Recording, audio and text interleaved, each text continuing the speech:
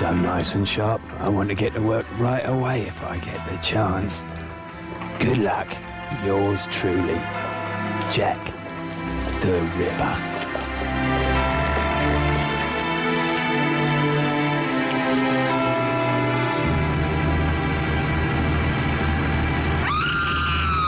It's a year after Sherlock Holmes first appeared in print. You've got the Victorian gaslit streets of London. You've also got the appeal of the name, Jack the Ripper. The murders became famous. Once the name Jack the Ripper had been invented, they became a total sensation. It was not enough only that the woman should be killed, but also should be mutilated. Be sure about that. Every part of the body should be hacked together. They were the first sexual serial murders to occur in a major town, a leading capital city, and they were the first to achieve international publicity. The history of American crime.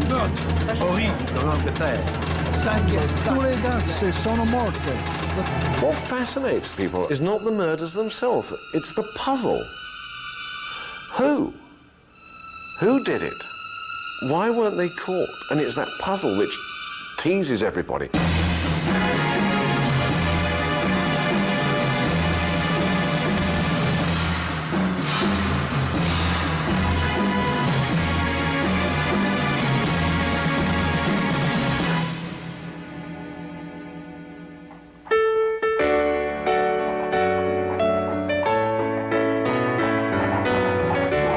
London, England, the West End, city of commerce, culture, and high fashion.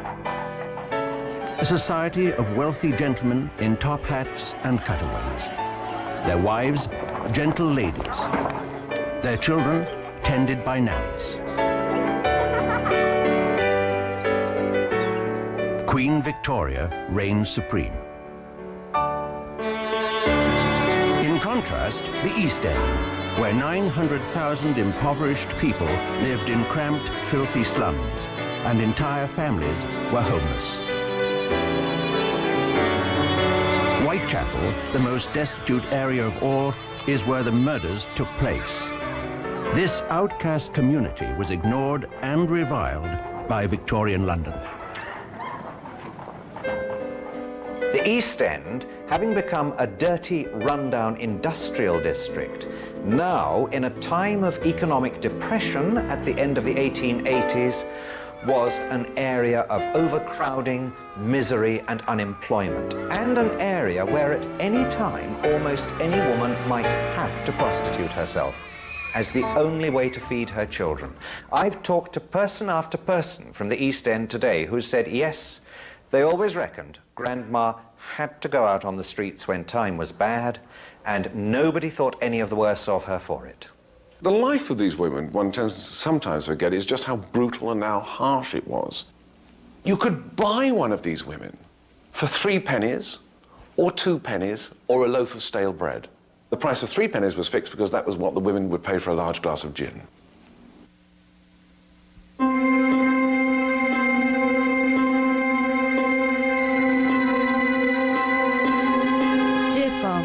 I just wrote to say you will be glad to know I am settled in my new place and going all right up to now. They are very nice people and I have not much to do. I hope you're all right and the boy has work. So goodbye now for the present. Yours truly, Polly. Answer soon, please, and let me know how you are. Polly Nichols was murdered on the 31st of August 1888. And on that particular day, she'd had 3 customers. But she'd spent the money on gin. So when she turned up at the lodging house to get a bed for the night, not only was she drunk, but she didn't have any money for a bed. But she felt pretty confident about getting a 4th customer because she thought she looked particularly attractive. And the reason she thought she looked so attractive was because she was wearing a new hat. I mean, she was drunk, she got 5 front teeth missing, but she was wearing this new hat. And the last words to the lodging housekeeper were, "See what a jolly bonnet I'm wearing." August the 31st, 1888 was the first Ripper murder. Mary Ann Nichols, known as Polly, a streetwalker in her early 40s, was found dead in Bucks Row, Whitechapel, at approximately 3:45 in the morning. She had been dead approximately 20 minutes when she was found, and in the mortuary they discovered that not only had her throat been cut, but there was a great gash in her abdomen.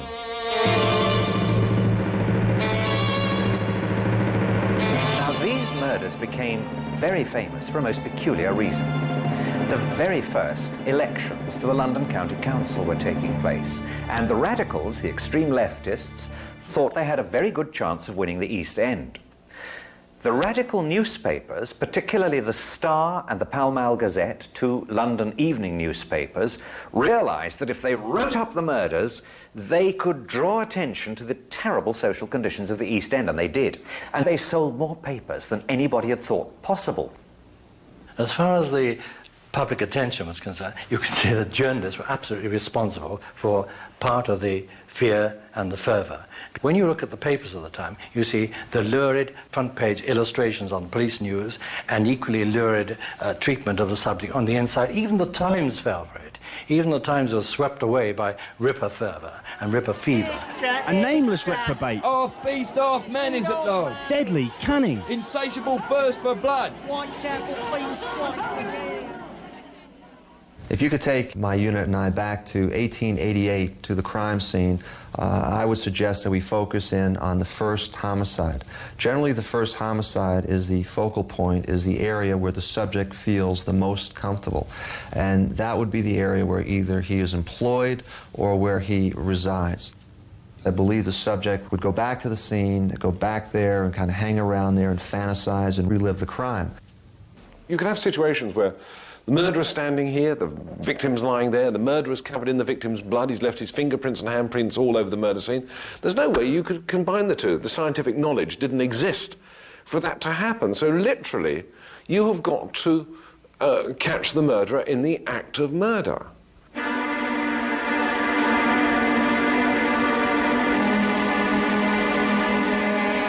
On the 8th of September 1888, at 10 to 6 in the morning, the second victim was found. She had been kicked out of her nearby lodging house at midnight for not having the money she needed to pay for her bed. She expected to earn it, but clearly didn't find it, as she was last seen alive at 5:15, negotiating with a client who was probably Jack the Ripper on the pavement outside number 29 Hanbury Street. Her throat had been cut. She had been savagely mutilated, disemboweled, and her uterus taken away. If ever the Ripper was going to be caught, it was then. Because they're out in the backyard and a man in the next door house comes down to the yard, obviously to relieve himself, because this is what the yards were used for. And he's standing there and he hears something fall against the fence and a woman's voice say, "No." Now the fence is only 5 foot high. All he's got to do is look over the fence and he would have seen Chapman with her killer, with the Ripper. In these extraordinarily difficult cases where a roaming sexual killer attacks people he doesn't know, so you can't follow up people's associates. If he attacks prostitutes, he's attacking women who automatically go off to dark corners with half a dozen strange men every day. How on earth are you going to find which one is doing the killing? I think by Victorian standards, the investigation into the series of Whitechapel murders was conducted as well as possibly they could manage in those days. They put extra manpower on the streets. They had intensive door-to-door inquiries. All leads were followed up, even ridiculous leads. Prostitutes described a local man who had been threatening them. Well, he's short and he's stocky and he's got the blackest hair and a black moustache and the thickest neck you ever saw. He's got a cap and like a leather apron and he waves his knife about and he shouts, "I'll rip you up." When the Ripper murders began, the Metropolitan Police, they rapidly announced that although they couldn't name him, they didn't even know his name, their principal suspect was a local poor Polish-Jewish immigrant, nicknamed Leather Apron.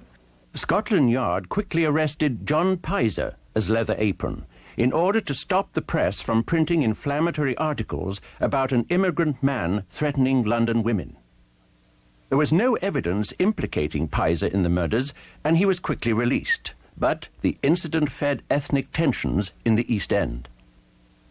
The Irish were resented by the native English. The Irish themselves resented the new influx of Jewish immigrants who settled particularly in the parish of Whitechapel, because that was where the ancient two synagogues of London had always been, and they were racing in, fleeing the pogroms of Russia and Bismarck's clearances of Jews in Silesia. Onto that Jewish community is projected the idea that it's a Jew that is the Ripper, the murderer, because no Englishman, no East Ender would actually have committed such a crime. So the Jews are already becoming, the immigrant Jew is becoming the scapegoat and the suspect for the Ripper murders. The police next turned their sights on doctors who performed amputations and surgery. Perhaps the killer who extracted organs from his victims was a doctor. It is apparently an amputation knife, a late 19th century amputation knife. And certainly it's the sort of weapon which could have done the murders. A number of medical students whose brains had been unhinged were being sought after. And in fact, there was a time when to be a doctor and to carry a bag around made you an enormously suspicious person. The idea that the Ripper was a doctor came from one and one only of the medics who examined the bodies. Dr. Baxter Phillips, after examining Annie Chapman's body, said this was the work of an expert. The abdomen had been entirely laid open. The intestines, severed from their mesenteric attachments, had been lifted out of the body and placed on the shoulder of the corpse, whilst the pelvis, the uterus, and its appendages had been entirely removed. Obviously the work of an expert, of one at least who had such knowledge of anatomical examinations as to be enabled to secure the pelvic organs with one sweep of the knife. The people at the top had the medical evidence surveyed by Dr. Bond of Westminster, a police surgeon they trusted implicitly, and Bond's full report on all the medical evidence in the case said no skill at all, not even the skill of a butcher. After two ghastly murders, many concerned citizens wrote letters to Scotland Yard suggesting ways to catch the murderer. The most popular idea was to have armed police pose as prostitutes. Then, on September 29, a note arrived, purportedly from the killer himself. The signature was brilliant. Dear boss, I keep on hearing the police have caught me, but they won't fix me just yet. That joke about the leather apron gave me real fits. I'm down on oars and I shan't quit ripping them till I do get buckled. Scotland Yard was now very fearful that the mysterious Whitechapel fiend would soon strike again. My knife's so nice and sharp, I want to get to work right away if I get the chance. Yours truly, Jack the Ripper. The name, Jack the Ripper. Probably invented by a journalist, certainly first appearing in the Dear Boss letter. But what a name for an undiscovered ghoul. Charles Warren, head of Scotland Yard, was under siege. The killer was still at large. His superiors were furious, and the public had no confidence in him. The radical press wanted him out. 1 square mile in the centre of London had its own police force. The City of London Police and its Commissioner, Major Henry Smith, were about to be drawn into the hunt for Jack the Ripper. Extra reinforcements were put into the area, and also, it seems silly now, although I'm sure the intention was well meant, notice was given out advising the prostitutes to stay off the street. 24 hours later, the worst fears of the police were realized.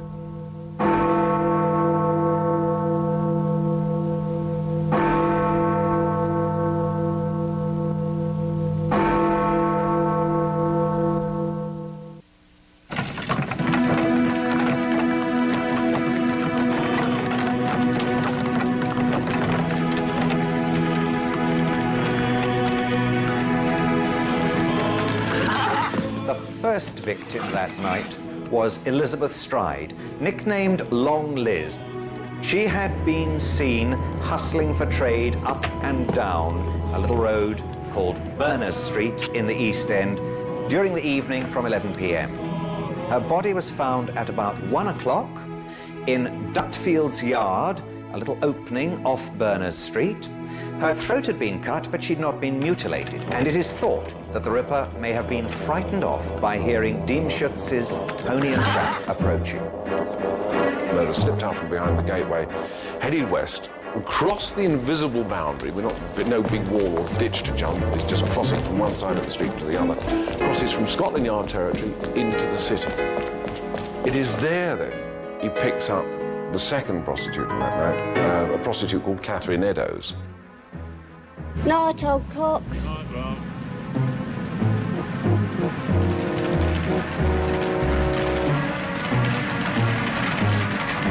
The second murder on the night of the double murders was that of Catherine Eddowes. Her body was found at about 1:45 in Mitre Square in the City of London. She had been appallingly mutilated, her throat cut, V's cut in her cheeks pointing up to the eyes, her eyelids nicked through, the tip of her nose cut off, and the usual ripping and abdominal mutilation, with her uterus and one kidney taken away by the murder. Now, nobody has seen or heard a thing. Not the policeman on the beat, the policeman and his family, in the house opposite, the night porter with the door partly open. They didn't actually have to see the square or be present on it, because Mitre Square had an echo on it. He's now killed once on Scotland Yard territory, Metropolitan Police territory. He's now killed once on City of London Police territory. So you've got search parties coming from both directions looking for him. And he's in between. I mean, he's very confident, he's very arrogant. Commissioner Smith of the London Police immediately assigned men to the case. He was not about to be criticised as incompetent and hopeless as press cartoons portrayed his counterpart, Sir Charles Warren. At the same time, 4,500 East End women who were concerned about brothels and raucous taverns in Whitechapel signed an impassioned letter to the Queen. Madam, we the women of East London feel horror at the dreadful sins that have been lately committed in our midst, and grief because of the shame that has fallen on our neighbourhood. We have learnt much of the lives of those of our sisters who have lost a firm hold on goodness and who are living sad and degraded lives. We would also beg that your Majesty will call on your servants in authority and bid them put the law which already exists in motion to close bad houses within whose walls such wickedness is done and men and women ruined in body and soul. We are, Madam, your loyal and humble servants. There was a feeling that what happened to these women deserved to happen to them. The average Victorian regarded a prostitute as a gay woman. Now, they use the word gay not in this sense that we use it today as meaning homosexual. They use the word gay as meaning nymphomania. Prostitutes were all nymphomaniacs. That was why they were prostitutes. Therefore, they were on the streets for their pleasure. The fact that they were there out of sheer economic desperation and necessity is rarely considered. Therefore, they're on the streets for their pleasure. The wages of sin is death. Therefore, what happened to them? Deserved to happen. So why waste too much time over these women? It's another piece of street cleaning. After the murder of Catherine Eddowes, women in the West End feared for their lives. The Ripper was both bloodthirsty and unpredictable. This was someone who was killing individuals, but was clearly sending a message to society generally, so that everyone begins to perceive him as talking to them directly. And that's, again, that's the change that happens. Is when the killer suddenly realizes, I'm only killing one person at a time, but in a way I am assaulting society. 15,000 constables manned the streets. 1,500 undercover detectives prowl the docks in Covent Garden, including a director of the Bank of England, who disguised himself as a common labourer. Out of necessity, the sneaker was invented. In common with hundreds of others, I was drafted there and we patrolled the streets, usually in pairs, without tangible result. We did, however, rather anticipate a great commercial invention. To our clumsy regulation boots, we nailed strips of rubber, and so ensured some measure of silence when walking. Unfortunately, the inquiry was under two.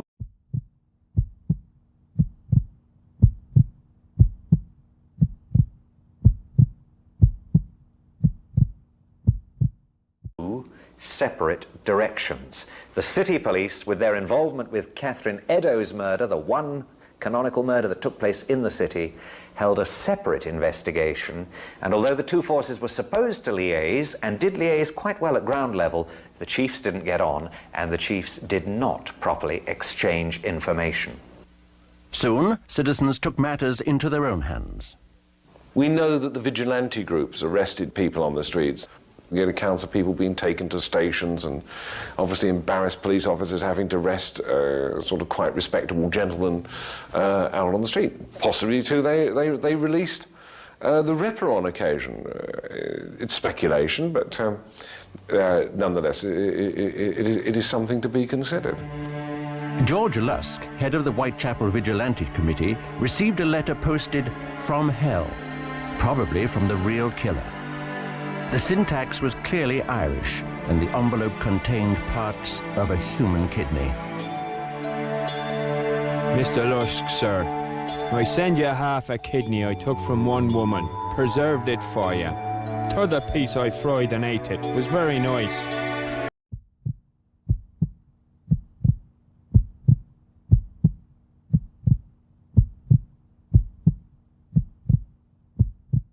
I may send you the bloody knife that took it out, if you'll only wait a while longer. Catch me when you can, Mr. Lusk. 32-year-old Irish-born socialist and critic George Bernard Shaw wrote one of his famous letters to the press. Less than a year ago, the West End was literally clamouring for the blood of the people hounding Sir Charles Warren to thrash and muzzle the scum who dared to complain that they were starving, behaving, in short, as the property class always does behave when the workers throw it into a frenzy of terror by venturing to show their teeth. Whilst conventional Democrats were wasting our time on education, agitation, and organisation, some independent genius has taken the matter in hand.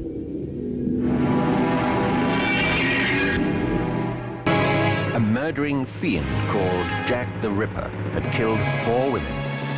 How many more would die before he was through? It escalates. It constantly escalates. And we see this more clearly probably in the Ripper case than in anything else. The constant escalation of mutilation. You've got the murderer. He's now working to some timetable of his own. It goes like this. 31st of August, he kills Polly Nichols. 8th of September, he kills Annie Chapman. 30th of September is the double event. He kills Stride and Eddowes. 8th of October, nothing happens. 30th of October, nothing happens. The night of the 8th, 9th of November, he meets his 5th and final victim. And this is this young prostitute called Mary Kelly.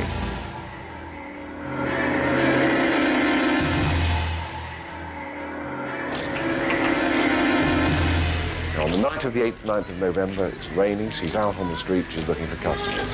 She picks one up around about midnight, takes him back to her room, and one of the other prostitutes sees her drawing the curtains of her room, and as she did so, Kelly is singing a music hall song. It was only a violet I plucked from my mother's grave.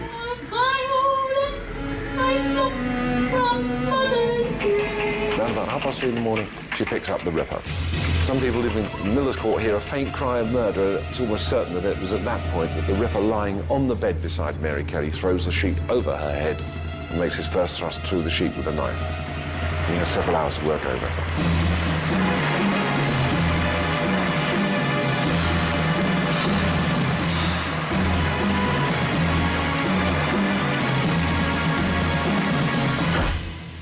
She had been absolutely savagely mutilated, almost cut to pieces, her abdomen entirely emptied and the contents left scattered around on the bed beside her.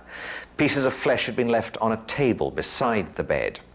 Her heart had been extracted from her thorax, and it is possible, from the way the doctor described this, that that was taken away. There is the photograph of the murder.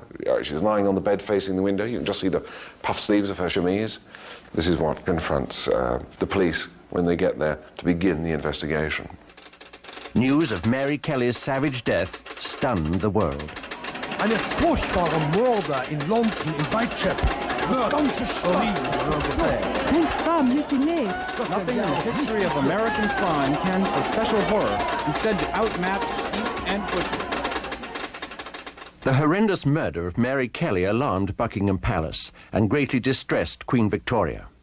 She promptly telegrammed her Prime Minister with an urgent message. This new, most ghastly murder shows the absolute necessity for some very decided action. All the courts must be lit and our detectives improved. Sir Charles Warren, the beleaguered head of Scotland Yard, was already on his way out. The fifth Ripper murder sealed his fate, and he resigned. That must have been another great high for him. I did all this. I caused this sensation.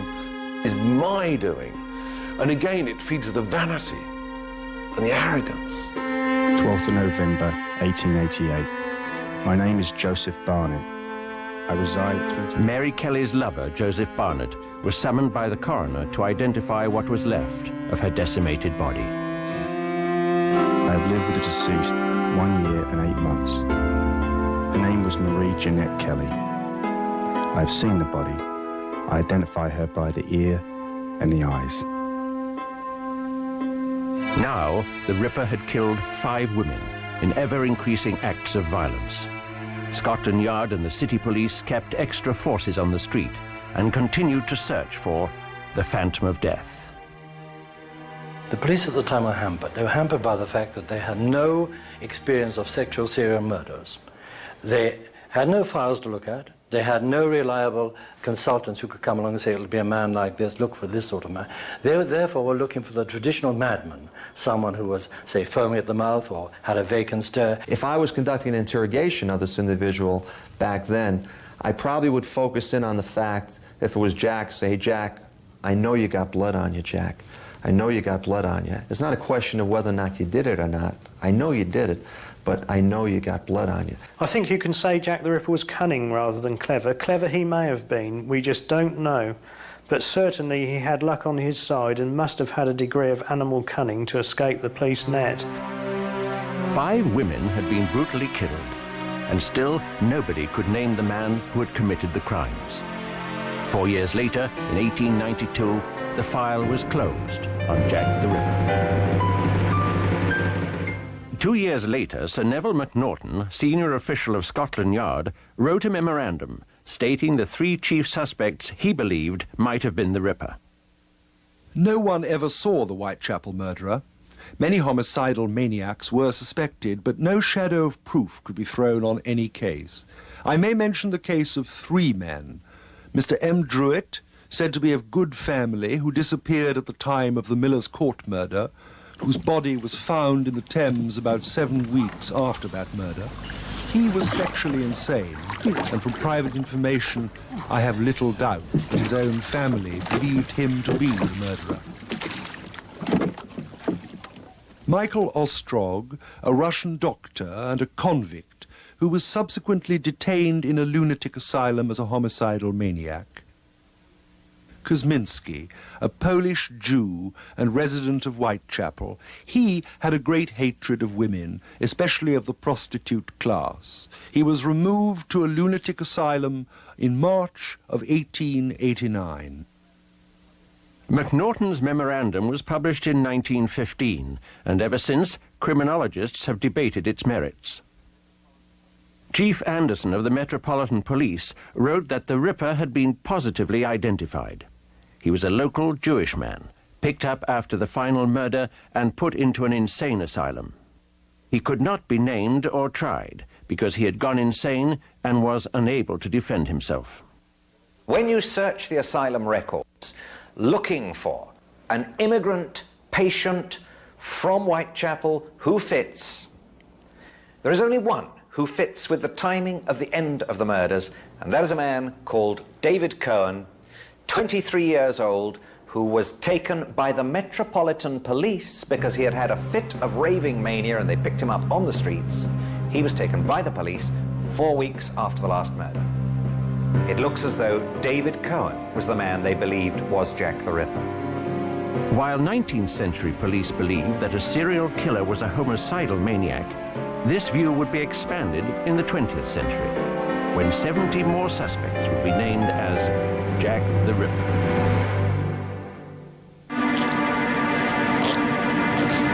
The name Jack Jack the Ripper has come to symbolize terror the world over. Stories about this phantom of death are so compelling that even the great master of the macabre, Alfred Hitchcock, based his very first film on the well-known tale of a lodger, mistakenly thought to be the Ripper. In his film, Jack is called the Avenger.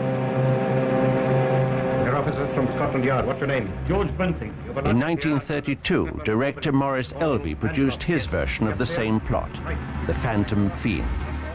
You stay here. Show us the room. Come along. Movies entertain us with Jack the Ripper mythology, but theories abound. Speculation is fair game. I could give you a lovely story that Oscar Wilde was Jack the Ripper. Nobody's ever suggested it, but take it from me, he wasn't. The only person who hasn't been dragged in yet, and I'm just waiting for it to happen, I've thrown out a few in, is Florence Nightingale and Queen Victoria herself. Both of those are completely out of the score for the moment, but just wait.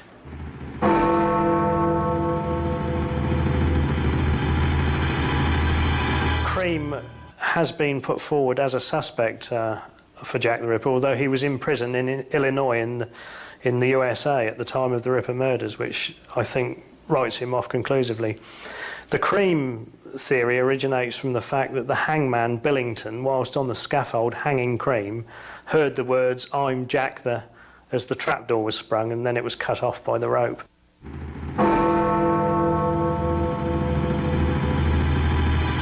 Sir Arthur Conan Doyle, creator of Sherlock Holmes, speculated on a Jill the Ripper.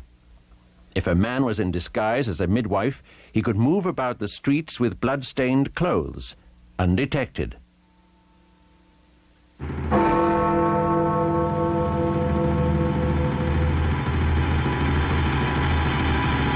Chapman does remain a plausible suspect. He was, of course, a different sort of killer when apprehended at the turn of the century. He was poisoning wives. Now, this is a far cry from a lust killer murdering prostitutes.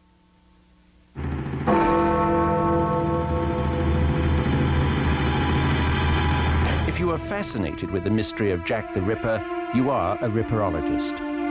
Using modern FBI profile techniques is one tool this historian used to focus on self-proclaimed Dr. Rosalind Donston as a very plausible Ripper.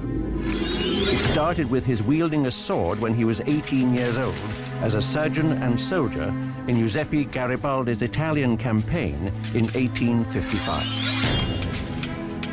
And bit by bit, over a long period, as I managed to find out about his service with Garibaldi, I managed to find out his medical experience, I managed to find out his association with prostitutes, I managed to find that 5 people independently at a later date were pointing to him as the Ripper, or potentially the Ripper.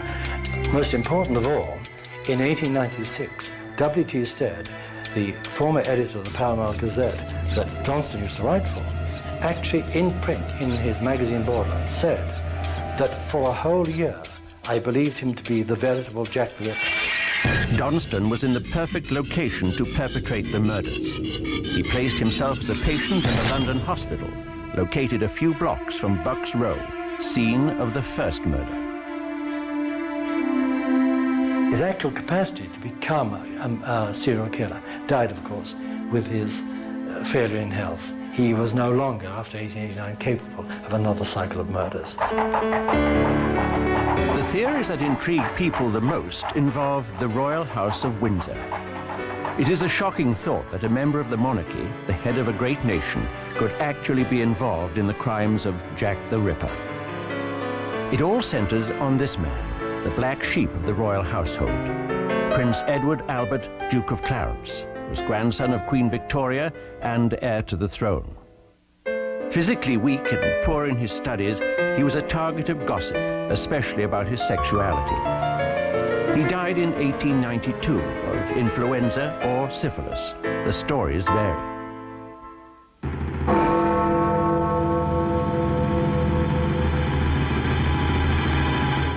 Theories began in earnest when Sir Thomas Stowell published an article in 1970 stating that Sir William Gull, physician to the Queen, committed the murders with the Prince, who was in the delusionary stage of syphilis and was somehow compelled to slaughter prostitutes.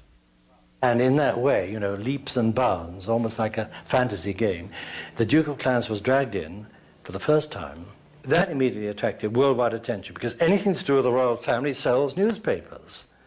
Then, in 1973, a bizarre new twist. The prince had fathered a daughter with an East End Catholic woman.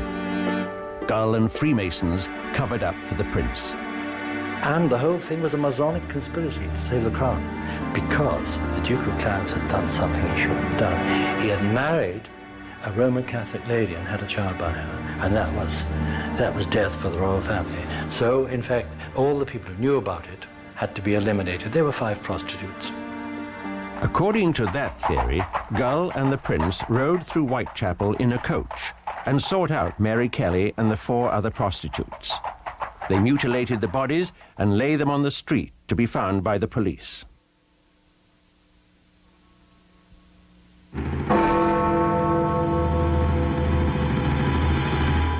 The most recent theory involves a brilliant but strange young man, J.K. Stephen.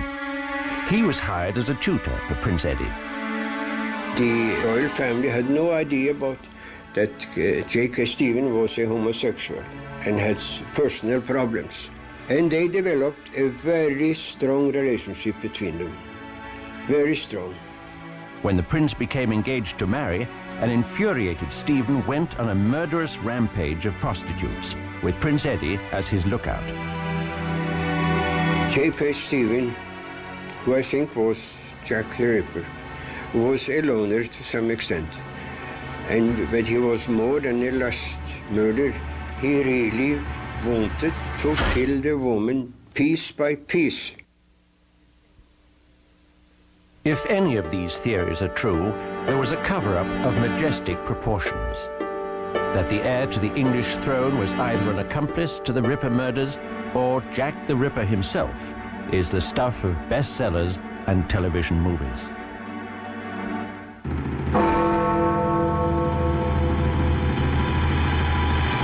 A few years ago, a diary surfaced that has caused much debate and great excitement. James Maybrick supposedly wrote that he committed the Ripper murders. James Maybrick was a Liverpool cotton merchant who died in 1889 and whose wife was convicted on very dubious evidence of having poisoned him. A journal turned up in Liverpool in 1992 which purported to be Maybrick's and to be a confession that he was Jack the Ripper. Very few of us believe it. The diary is not in Maybrick's handwriting. There is internal evidence to suggest that it is not a genuine piece of work with knowledge of the murders, and an examination of the inks appears likely to show in the long run that it is definitely a modern forgery. He fails in too many ways. He just fails the test. But again, it's one of those tantalizing, every time you hear something new and you hear about a new possibility, you jump at it hoping, you know, this is the one. We're going to find out who he was. I think there is evidence about, but people don't always realise whether they've got, simply because the legends are taken over. The films blur the issue. I mean, I've been astonished at the number of people, for instance, they look at the Michael Caine film, Jack the Ripper, and say, oh, the mystery solved. It's not. I mean, the whole thing, about 99% of it is fiction.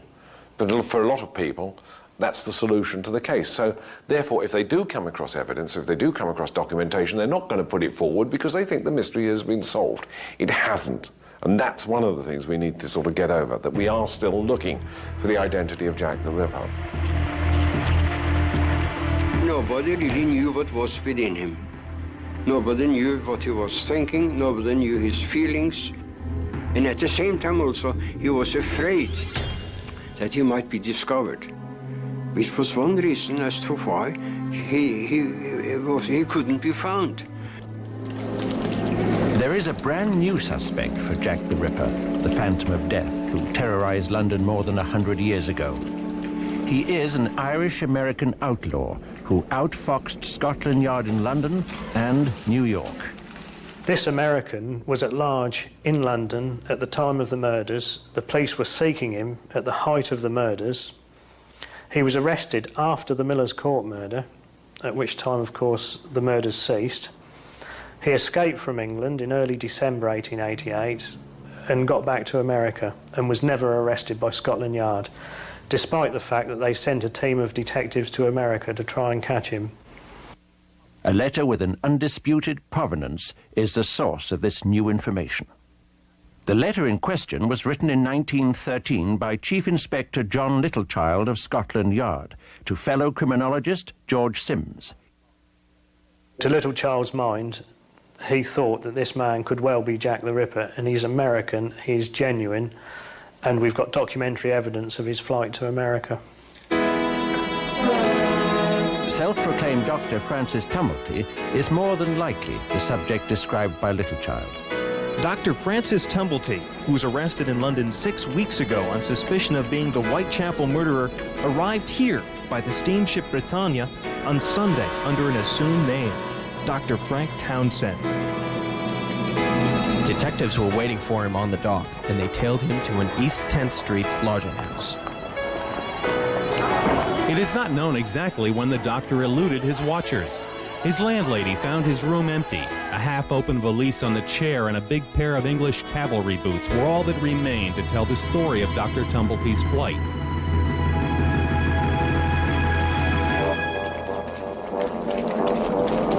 Tumblety used many aliases.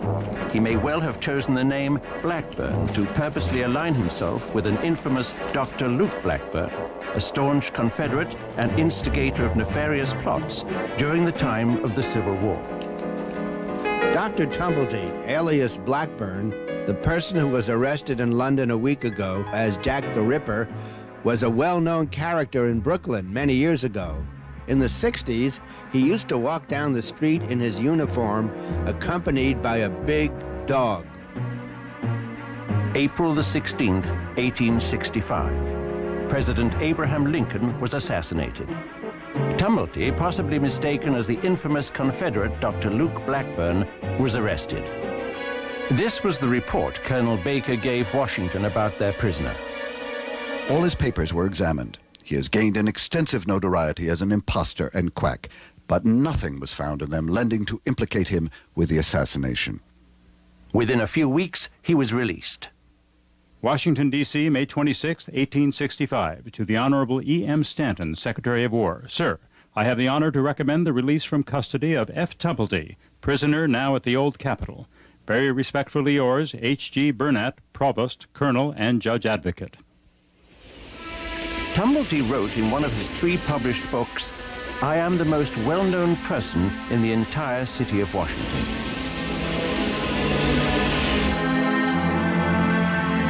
Who exactly was the man who kept an entire city in mortal fear, and the rest of the world on pins and needles waiting for his capture, waiting for a name to be put to him?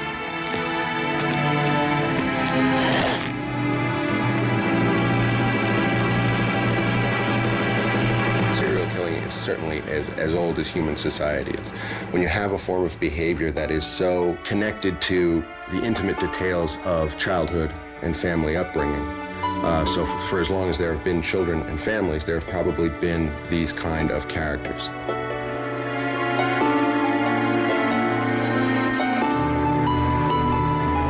Jack the Ripper, the Phantom of Death. We don't really know who he was. We may never know, but we will speculate and wonder for another 100 years.